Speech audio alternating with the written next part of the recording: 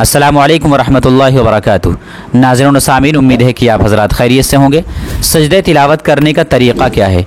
जब तिलावत करते वक्त सजदे की आयत आती है तो वो सजदा अदा करने का क्या तरीक़ा है?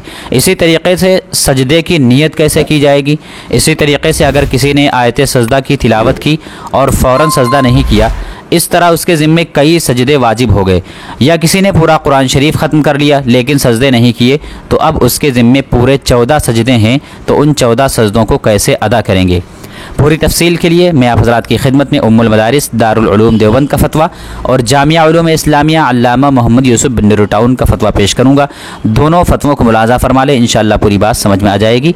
इससे पहले आपसे गुजारिश है कि अगर आपने चैनल को सब्सक्राइब ना किया हो तो बराए मेहरबानी चैनल को सब्सक्राइब कर दें। वीडियो को सुनने के बाद दूसरों तक शेयर ज़रूर कर दें।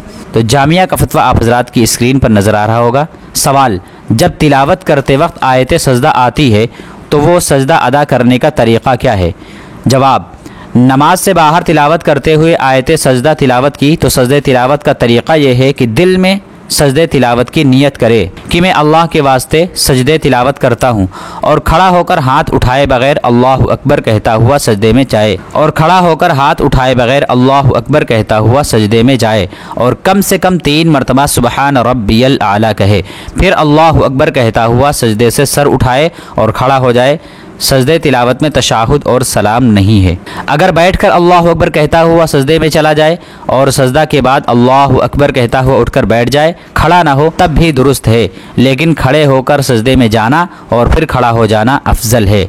अगर 3 मकरूह औक़ात सूरज के तुलू, गुरूब और इस्तिवा के वक्त में आयत सजदा पढ़ी हो तो बेहतर यह है कि उस वक्त सजदे तिलावत ना करे। अलबत्ता अगर उसी वक्त आयत सजदा पढ़कर उसी वक्त फ़ौरन सजदा कर लिया तो कराहत तंज़ीही के साथ सजदा अदा हो जाएगा। इसके अलावा औक़ात में सजदे तिलावत बिला कराहत अदा करना जायज़ है। अब आप हज़रात अपनी स्क्रीन पर उम्मुल मदारिस दारुल उलूम देवबंद का फ़तवा भी मुलाहज़ा फरमा लें। सवाल नंबर 1: मुफ्ती साहब, मैं ये जानना चाहता हूँ कि अगर एक साथ 14 सजदे अदा करना चाहें तो उसका क्या तरीक़ा है, और सब सजदा एक साथ कर सकते हैं या नहीं?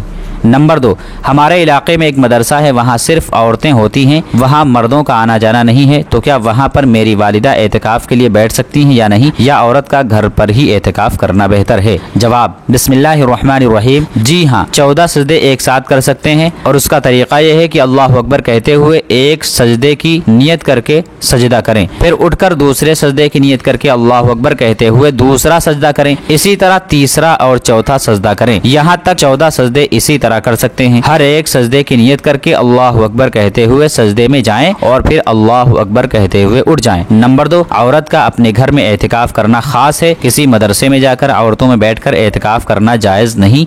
वल्लाहु ताला आलम। दारुल इफ्ता दारुल उलूम देवबंद।